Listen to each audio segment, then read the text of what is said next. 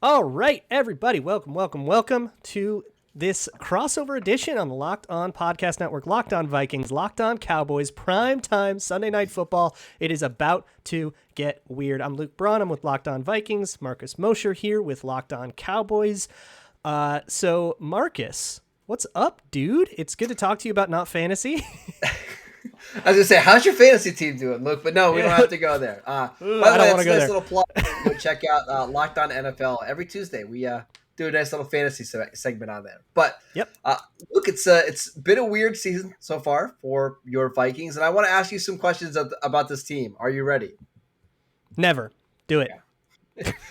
I know people want us to start out with Kirk Cousins and where Kirk, how he's playing this year, but that's not actually what I want to get to. I want to talk about the Vikings secondary because a little beat up, right? No Patrick Peterson in this game. How has the rest of the secondary played so far this year? It sure is a problem. So Bashaud Breeland started out abysmal, and over the last 3 games, he's been a lot better. So I think there's some scheme familiarity stuff. The Vikings are having him play differently than what he did in Green Bay or with the Chiefs or any of the other places he's played. So he might have, maybe he's turned the corner. Maybe he's inconsistent. It has not been enough time to know which. Cameron Dantzler also has had, we're going to go with focus problems. Is the way that coaches have been kind of selling it, but he's been up and down as well. So those are your main 2 corners. No Patrick Peterson. He was by far the best corner on IR. So those are the 2 corners. And basically the whole theme of like my shows this week is going to be, do not let them get these 2 guys one-on-one. Cause that's what Mike McCarthy's wanted since 2009. Right. And the thing with the Cowboys is they have more than just 2 receivers, right? Like, yeah, they got Dalton Schultz and Michael Gallup is supposed to be back this week. Cedric Wilson is a really competent number 4 receiver. So if the Vikings are forced to kind of go deep into their depth chart at cornerback, who else are we going to see on the field? Yeah, so, well, there's Mackenzie Alexander. He's the slot. He probably will be the best D-back on the field, or best corner on the field. Not the best. There's Harrison Smith still. Second best D-back on the field, though. He's been fantastic. So if you're the Cowboys, you probably are more interested in attacking the outside than the slot. And then if you need to go dime, I guess that brings on Chris Boyd, who is a third-year player out of Texas. He was a 7th-round pick. He's very much backup quality. You have Harrison Hand, who's a special teamer, also very much backup quality, kind of backup nickel type. So I guess it depends on the formation or whatever. Those are the other 2 corners on the roster, and then you're starting to get into practice squad guys. But those are both 2 kind of young corners that are also, very much backup quality guys. But yeah, if you want to go 4 wide and see if we respond with dime, you might find a mismatch there for sure. We should also mention 2 former Cowboys that are now playing for your Vikings. I don't even know if we can count Everson Griffin as a former Cowboy. I guess we can. Revenge game. Yeah, revenge game. I forgot. For Dallas or for Griffin. The other one is Xavier Woods. Was the safety for the Cowboys for a long time. How has he played in his first year with the Vikings? So I think he's been pretty good. He's weird to evaluate. The coaches are over the moon about him. They can't stop gushing about his communication and how he picked up everything right away.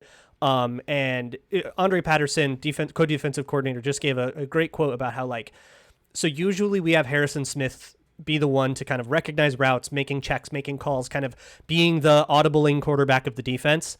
And Xavier Woods can take some of that off of Harrison Smith and is able to execute those tasks as well. And we never had that. Andrew Sendejo, who you're also familiar with, didn't do that.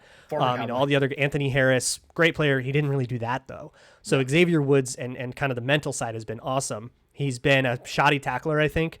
But he's just not very big. Yeah, and he leaves his feet a lot, and he kind of has a lot of wild, angles have been hit or miss. But I think he's been good filling in the run when it's, when he just has to come in and like fill a gap when he's filling from up high. And he's, made a fair number of good plays, had a pick against Kyler Murray. So he's been pretty good. Yeah. And Everson Griffin has been fantastic. Right. And Cowboy fans know this. Like, he's always been underqualified to be like the best safety on a team. But if he's your second best safety, he's pretty good. Like, he can do a lot of different things, and he can be a nice little interchangeable player. So it's nice to see him thriving well, because I think he's somebody with the Cowboys that didn't always get the credit he deserves. But let's go ahead and talk about the offense, right?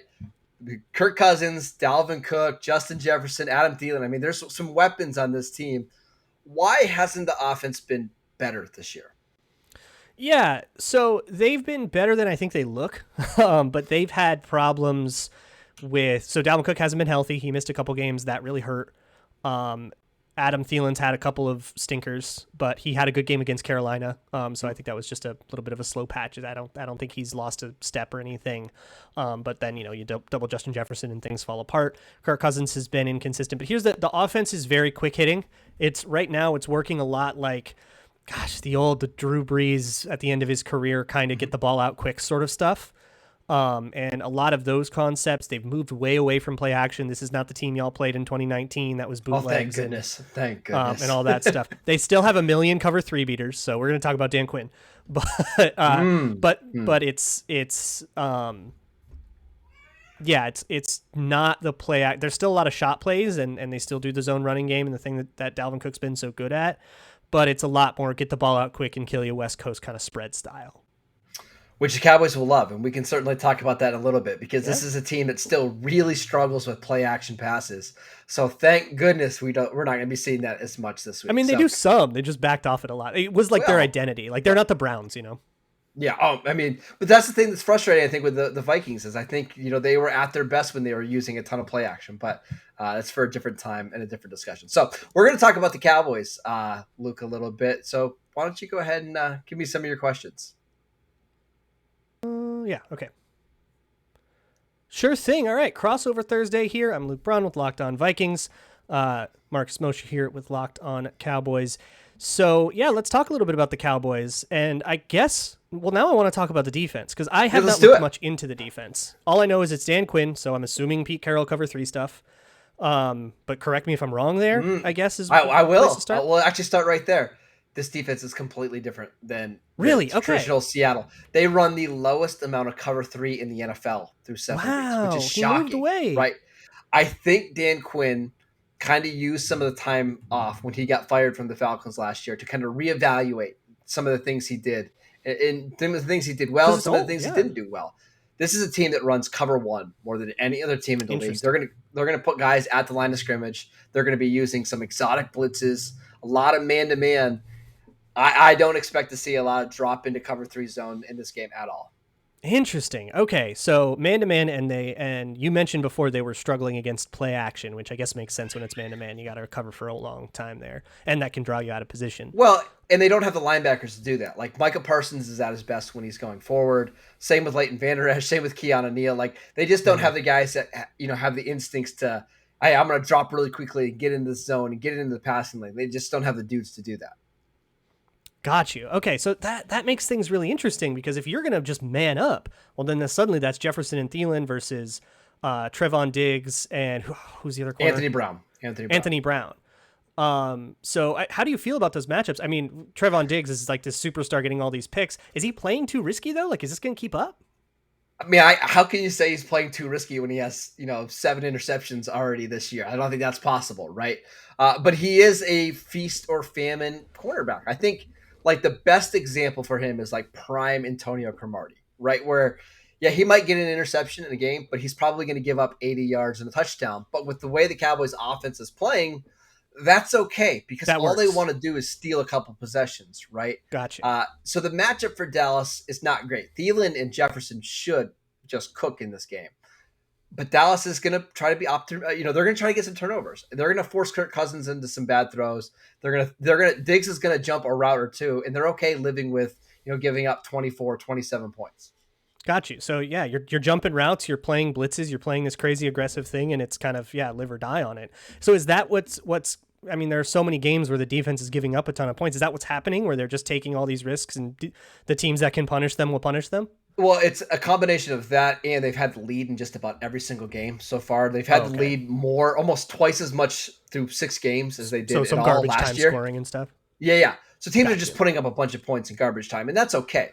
I mean, again, I think even in a neutral game script, you can get yards on this team. It's just, can you avoid making the big mistake on offense? Because if you do, Cowboys offense is so good, they're going to capitalize on it, and they can quickly turn a game from 14-13 into 38-13, which is what they did to the Panthers a couple weeks ago. So they're not perfect. They're not going to get 2 turnovers every week, but they are opportunistic. God, that's the most fun way to play defense. That's the most fun defense to watch, huh? But you have to have an offense that pairs well with that. You can't Right. be an You average can't win games offense and do 16 that, to right? 19 that way. Right. They're just not going to Yeah. win games that way. If this game is a 22 to 19 game, the Cowboys are probably going to lose. Yeah, well, that's Zimmer's that's music to Zimmer's ears. He's probably going to want to play that kind of game. But I guess let's flip to the offense because, boy, those guys are scary. Holy crap. They're putting up 35 a game at least. What in the world? So I guess, I mean, look, Dak Prescott, we're pretty familiar with him. He's got, he does all the things you want quarterbacks to do, and he does them all well. CeeDee Lamb, Amari Cooper and stuff. But I guess what I want to talk about is the run game. We spent a lot of time on my show yesterday talking about power run and how to defend power and stuff. And it seems like, they're one of the only teams with the horses to run, pull two linemen out and run up, power, pound you in the mouth kind of thing and make explosive plays out of it. Tell me how this is working. Tell me about those backs. Well, it really helps that the offensive line is playing well this year. Tyron Smith is back and healthy. Zach Martin is healthy. They also have two tight ends that they're not afraid to put out in the field and block, especially Dalton Schultz. Like, he'll block your defensive ends. He'll block your linebackers. So that helps. They also have a pretty good offensive coordinator in Kellen Moore who's going to make you defend some weird things. Like, I saw you tweet a picture the other day of Connor McGovern in the backfield, right? Like playing fullback, and he pulled across the formation and he was a lead blocker. It was wild. And it's not just hey, we're going to do this once and we'll be done with it. Like, there'll be games where he'll play 10 snaps as a fullback. And I'll also say, that Luke, rocks. there's going to be a snap this week. I'm just telling you right now, where the Cowboys have 7 offensive linemen on the field, and one of them is Lyle Collins, who's just a man after my heart. They're going to try to bully the Vikings up front. It hasn't always been successful. There are some teams that have done a better job at kind of limiting their first down run success, but it is awfully hard to stop over the course of 4 quarters. Well, then we're on Michael Pierce watch because he's still he was DNP on Wednesday's practice with the elbow injury that's kept him out a few games, so still DNP on the other side of the bye. Mike Zimmer did say he expected him back, quote, pretty quick, so maybe he comes along later in the week, so we're definitely How's Dalvin watch for Tomlinson that. playing? Good. He's more of a pass rusher than I think we expected him to be, and against the run, he's been fine. He's a player the Cowboys have had trouble with in the past, playing inside the division. Zach Martin's even kind of had some troubles with him, so I'm keeping an eye on him in this one. Yeah, and the Vikings stole a lot of stuff schematically from Patrick Graham and the Giants, which I guess will come in handy in a game where you've seen that defense go up against the Cowboys a million times. But yeah, on the outside, of course, you've got all of these scary outside things, but then you've also got Cedric Wilson, and you've got, reasonable tight ends to throw to. Michael Gallup, of course. So I guess here's a more philosophical question. If the Cowboys offense can score any way they want, and they probably can against the Vikings, they'll take something away. But if the Cowboys got to dictate what sort of defense they go up against, what kind of game they're going to play on offense, just offense versus Vikings defense, is it a run heavy, pound you in the mouth kind of game? Is it find the one-on-ones, go explosive kind of game? That's always the way I've been familiar with Mike McCarthy, where he wants to find a one-on-one and throw it over the top of you for 60. I think in this game, Dallas would love nothing more to protect Dak Prescott and not have him throw the ball a bunch and not have him move and just run the ball down Minnesota's throat. However, I'm not sure that's going to work. And I'm not sure Dallas is going to completely lean into that for a couple things. Number one, Dak Prescott has actually had this game circled on the calendar for a while. Now, you'll remember last year that Andy Dalton played and he beat the Vikings. In 2019, they lost. I believe it was a Sunday night game. And Dak had the game of his life. He did have the game of his life, but he felt like Jason Garrett kind of took that game away from him. You'll remember that is late in the fourth quarter. Yes. Remember Tavon Austin fair catching a punt? And I do vividly. I was beside myself. I couldn't believe they let us do that. And after the game, Jason Garrett threw Tavon Austin under the bus. And that's when the Jason Garrett era was done in Dallas. That's when the players completely were out on Garrett because Tavon Austin is somebody who the players absolutely loved. He was a great friend of Dak Prescott.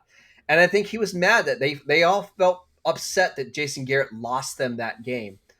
I think Dak has a lot of revenge in this game. I think he wants to put on a show. Because otherwise, Luke, if this wasn't a Sunday night game against the Vikings and it was a Sunday afternoon game against the Lions, he's not playing. I'm just telling you, he's not playing.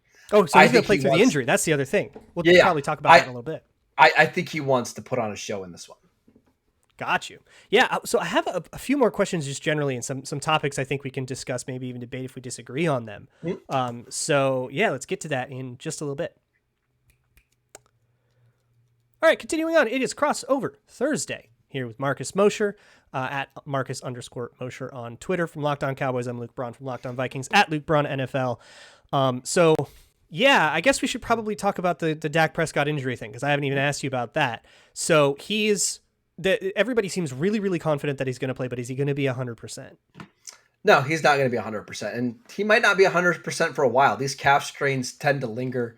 But it is one of the positions where, listen, you can play if you have a calf strain. It's not like receiver where we saw Michael Gallup miss 6 games. Right. You can not be as mobile?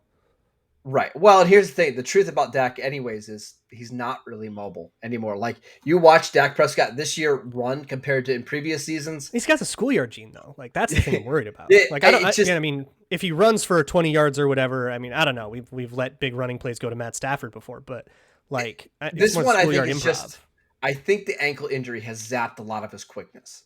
And he's okay anymore just playing in the pocket. So I think that's what you're going to see in this game. You're not going to see a lot of play action rollout stuff from him. It's going to be a lot of 3 and 5 step drops, get the ball out of his hands into the playmaker's hands. I don't expect a 100% Dak Prescott at all. Yeah, and so Andre Patterson did a presser on Wednesday where he was asked kind of about like, hey, what do you do when you don't know how healthy the quarterback's going to be? And you don't know if he's going to be, if you have to play contain on him or not, for example. And he basically said he is prepared. They're preparing for full-on healthy Dak Prescott. And if he's not, and he's playing different, they'll adjust.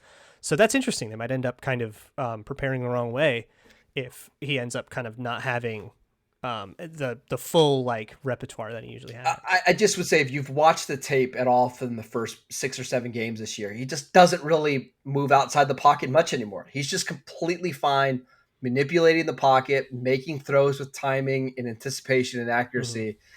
It's just, I don't think it's that big of a deal compared to like 2016 Dak Prescott. If he had this injury when he was a rookie, it would have been awful. I don't know how the offense would have been able to function, but where he's at now in his career, I'm just not sure it's a big deal. Yeah, I have all these flashbacks of that 2019 game of Amari Cooper going up against Mike Hughes and catching impossible toe tap sideline balls, and everybody going, what a terrible cornerback play. It's like, what's he supposed to do? I know. But that was like this crazy game. So that's when I feel like, okay, Dallas on Sunday night again, I'm thinking, okay, well, he's going to have the game. He's going to put up 450 and there's nothing you can do about it. And you're just going to have, but it seems like this is such a like risk reward game. And the Vikings have a lot of want in this game too, because they feel very doubted. And they are doubted, maybe with good reason, but they feel like they're so much of a better team than they're getting credit for. So they have this stretch coming up. They've got Dallas, and then they have to face, Lamar Jackson, Baltimore, Justin Herbert, Chargers, and then they get the Packers. So they have this crazy stretch going up that we're all really, really worried about. And they're going, all right, bring it. Let's prove that we're a good team here. So I think both these teams are like real hungry. Yeah, I will also say this is a little plug for our Locked On Cowboy listeners, but Landon and I have been talking about this game all week, and we really think this is the toughest game left on the schedule for the Cowboys for a couple of different reasons. Number one, their schedule is really easy. And number two, the Vikings present some unique challenges, right? They're a team that can stay completely balanced on offense. They're a team that can also run the ball. And we spoke about this all season. Like if a team is just fully committed to running the ball on Dallas, I think you can have a lot of success. Their run defense is not very good. They also lost Brent Urban, one of their best run stoppers this week due to an injury. Oof. I think this is going to be a really fun game, Luke, because how well these teams match up against one another. He was from Chicago, right? Yes, in Baltimore for a little bit. Yep. He was a low-key Viking killer, I think. Yeah, and now they don't have him. They're really thin on the defensive line. Interesting. Yeah, so that's, I guess, the other part of the game is the Vikings have a rookie in his second start, by the way. Christian Darrisaw will be starting over Rashad Hill, who's been a catastrophe, which also that pressure has kind of stymied the offense a lot. And when they can block, the offense has been phenomenal. And when they can't block, that's when the Kirk Cousins problems start to rear their ugly heads. But if you can kind of back off, take Justin Jefferson away, bracket him, do whatever you have to make sure that he isn't getting, a big, deep post on you. I think that's like the key to beating the Vikings is do that and then watch Kirk Cousins check down 10 times in the game. And Dallas is fine with that. But I think they're going to try to apply as much pressure as possible. I think from a Cowboys perspective, we're really interested to see where Micah Parsons plays. Do they use him on the edge to try to create some pressure, or do they use him as a middle linebacker to help try to take away the run game? I think where Person plays Interesting. will kind of give you an idea of what the Cowboys think about the Vikings offense as a whole, and especially Kirk Cousins.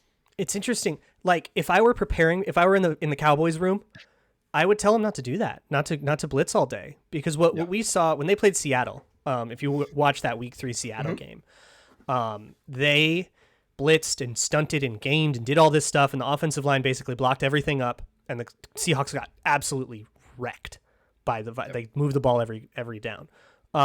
And the next week, Cleveland came to town, and Cleveland is this rush 4 man up team that doesn't do anything fancy at all. And the Vikings just totally screeched to a halt. If you can get pressure with 4, this kills the Viking. But blitzing, that's the problem with they've Dallas. been really good at throwing hot. They've been really good at their blitz counters and at adjusting their protections and stuff. I don't know if that's the game plan against the Vikings, but if that's the way they want to play, it's the identity. Right. What's going to be tough about the Cowboys is they don't get a lot of pressure with 4 unless it's Randy Gregory just screaming off the edge. The other 3 guys just don't do a ton. Osa Odighizuwa is a pretty good run defender, offers a little bit as a pass rusher. The other guys don't really give you anything. So I think if you're a Cowboy fan, you're worried that they block Randy Gregory and Cousins has all day to throw and he picks you apart. I'm really curious to see how Dan Quinn tries to attack them. Yeah, I'm very curious about that because I think so far, like heavy blitz teams have just not done as well against the Vikings. They just have their pressure counters kind of well set. Yeah. But they don't have it very well set if you can rush 4 and beat the line. And the line, I mean, the Vikings offensive line has been a bugaboo for forever. So if you have a good, strong, powerful nose tackle, you can walk Garrett Bradbury right back into Cousins' lap. And, if you can do that, then keep 7 in coverage and take away the hot read. And then suddenly, that's where you can spark the disasters. I don't know. How do you think this one's going to go? Currently at BetOnline, Cowboys 2-point favorites, road favorites, Sunday Night Football. What do you think? I think this is a really close game. Like I really don't see Dallas blowing them out. And I don't necessarily see Minnesota blowing Dallas out either, just because Dallas does have a really good offense. But it feels like a game, Luke, that comes down to the final possession and final kick. And I actually think I lean Minnesota here. I know he's talking about kickers here between these two teams is atrocious, but I think I do lean Minnesota, but I think it's a coin flip game. That's really the way I would call it. I think so. Here's the thing about the Vikings. They took the Seahawks mantle of being incapable of playing a normal game. 6 games, 5 of them have come down to the final play. It's insane. It's exhausting. And I apologize for your oncoming lack of faith in the sport. That said, I think I agree this one's coming down to the final play. I just don't see a world where it doesn't. Primetime game. This is coming down to the final play. I don't know. I think I'm a little bit too worried about that run game without Michael Pierce. I'm a little bit too worried about the cornerbacks. So I'm not feeling it great, but I think that 2-point spread is appropriate. I guess that's where I'll put this. I would lean Cowboys a little bit, right? But not a lot. And I mean, it's gonna be a close game. Anything can happen. Can we also say that this game is way more important for Minnesota than it is for Dallas? Dallas is minus 2,000 to make the playoffs right now. Like the division is over. Oh, I mean, they could sleepwalk to Thanksgiving and they're going to win the division, right? There's a chance, but before they play this game on Sunday, that the best team in their division is 2-6 outside of Dallas. Like that's a good chance, right? It's a very good chance. I mean, there's so many catastrophic teams in the NFC. This is going to be the 2-7 game, right? We're meeting up in January again, baby. Yeah, I mean, I think it's a great chance. I mean, you think Minnesota is only going to be a 7 seed? They might be the 6th seed in this. They seem like cosmically destined to be the 7th seed specifically. So I kind of think Dallas is going to settle into like the 3 seed because I don't know if they're going to be able to. The problem with the Cowboys' schedule is so soft that and the division is so bad. I just think they're going to let their foot off the pedal a little bit once the 1 seed gets taken away from them, right? We could get to December, Luke, and they've already clinched the division. And how do you play the final 5 games of the year knowing that it really doesn't matter if you're the 2 or 3 seed? So I mean, that gives you a chance at the 1, right? Like the Cardinals can't do this forever. No, but I think Tampa Bay is going to do it. Their schedule is soft, and Dallas already doesn't have a tiebreaker with them. But To me, this feels like Vikings Packers first round of the playoffs. I'm just telling you right now. Oh, give it to me. Let's go to Lambeau and get weird. Well, hey, Marcus, thanks so much for doing this crossover Thursday. This was a great conversation. Of course, we'll talk on Tuesday, right? Yeah, we'll talk on Tuesday, and we'll probably talk in January for some weird Nickelodeon game. I can't wait. All right, cheers.